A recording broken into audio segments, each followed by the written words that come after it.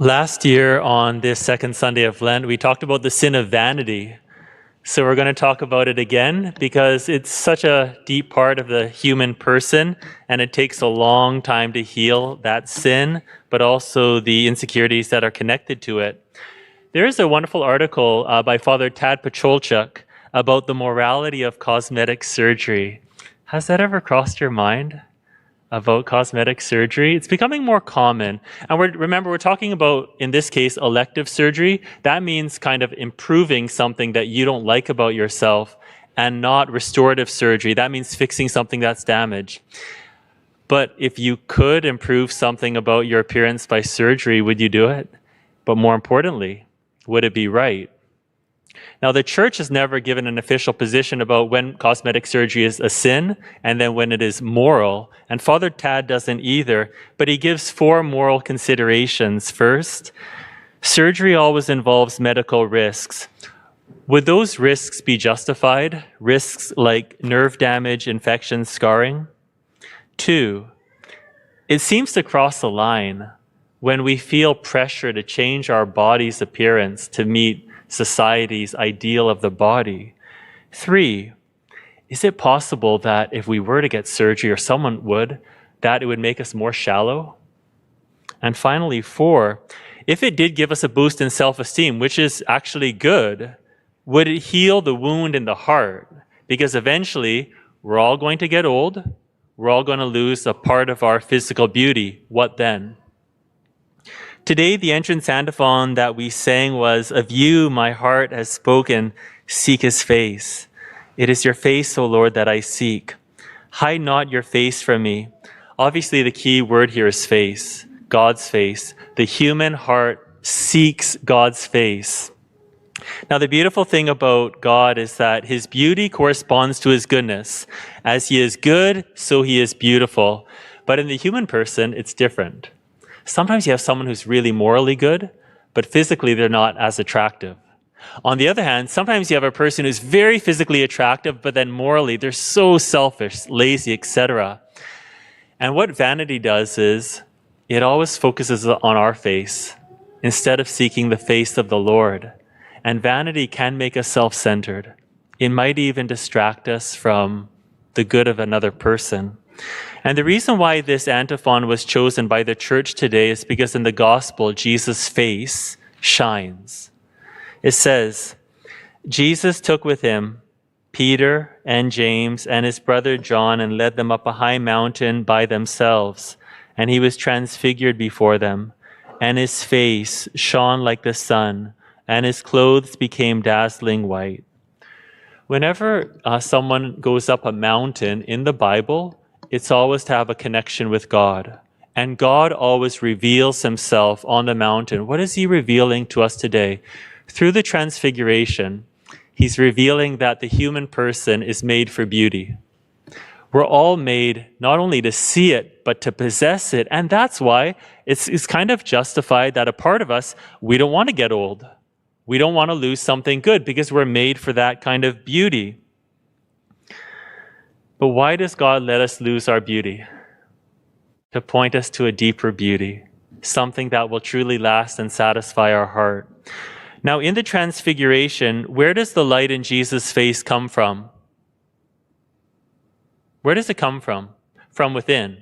That's important because in the Old Testament, when Moses' face shone, that light came from outside of him. It says in Exodus, "As he came down from the mountain, Moses did not know that the skin of his face shone because he had been talking with God."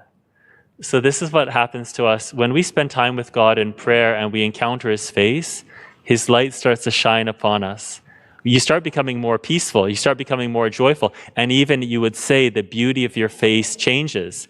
But also through the gift of baptism, when you get baptized, not only does that light shine on you, it can shine through you, just like Jesus. Can I just share with you a funny story? 10 years ago, when I was in New York, I met an elderly priest, but a very zealous priest, very joyful. And he said to me over breakfast, he said, it bothered me that when I was young, I lost my hair. And I said, wow, that's very interesting, Father. That's what an honest human admission. So when I flew back to Rome, I had courage, and I went to my spiritual director and I said, Father Jim, I'm afraid to admit I'm vain. It actually bothers me that I'm losing my hair. And Father Jim said, well, does it bother you that I'm bald? And I said, well, no, Father, but you're not important. Just kidding. I didn't say that. Now, what started the healing for me? What started the healing for that elderly priest? What started the healing? It's prayer. When you let Jesus' face shine on you, you start letting his love, his goodness, it starts shining through you. And slowly over time, it starts healing that insecurity in our heart. And it starts healing our vanity. In the Transfiguration, the other thing that we see about Jesus is that his garments become white. Now, in the book of Revelation, the saints in heaven wear white. But how do their garments become white? It says, they have washed their robes and made them white in the blood of the Lamb, referring to Jesus' cross, his suffering. So how did the saints become perfect? It's through Jesus' sacrifice. It's through love. So we truly become beautiful in virtue. The most beautiful thing in the world is someone who's morally perfect. I remember a priest told us, he said to the seminarians, he said, guys, whenever you talk to young people and they start looking for a spouse, tell them that the most beautiful thing to look for in another person, it's always virtue. So, if someone were to get cosmetic surgery, would they be more beautiful? Yes, probably. How deep would that beauty be? Would it be possible that they still are self-centered and vain? And then what kind of people would they attract to them? It's possible they just attract other people who are equally self-centered and vain. A man who used to come to this church, he made a very good point. He said, Father Justin, when I had my teeth straightened, it gave me more self-confidence. It's great. I'm actually happy for him. That's a good thing. But let me ask you, did it heal his lack of self-confidence or did it just hide it? Because when he gets old, and as it happens to all of us, our skin becomes, like, say, more wrinkly. Will he again have a lack of self-confidence? While seeing Jesus in glory, St. Peter says, Lord, it is good for us to be here. If you wish, I will make 3 dwellings here, one for you, one for Moses, and one for Elijah. Dwellings. The Jewish people at that time believed that at the end of the world, they would dwell with God in huts, in tents, in these dwellings. So St. Peter, when he sees Jesus' beauty, that light shining from his face, he says, oh, we're here. We're at the end of the world. Let's stay here forever. And what Jesus has to constantly teach St. Peter and the other disciples is that how do you get to the end times? You only get there through the cross. So you only become truly beautiful at the end through the cross.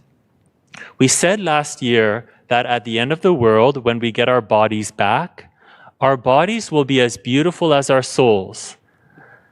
So for all eternity, your body will look as beautiful as your heart with the amount of love you have. Now that's ironic because people who really struggle from vanity and superficiality, for all eternity, they're not going to look as beautiful as they want to be. I'm told, someone told me about the Grammy Awards. When Madonna came out, she had this extreme plastic surgery. And it did not go well, and people reacted very poorly to that. Now, what lesson can we learn from this? After being so successful in the world for so long, she's still insecure deep down. And so she is spiritually poor. Madonna, unfortunately, has not led a virtuous life, and so her wounds in the heart, they remain.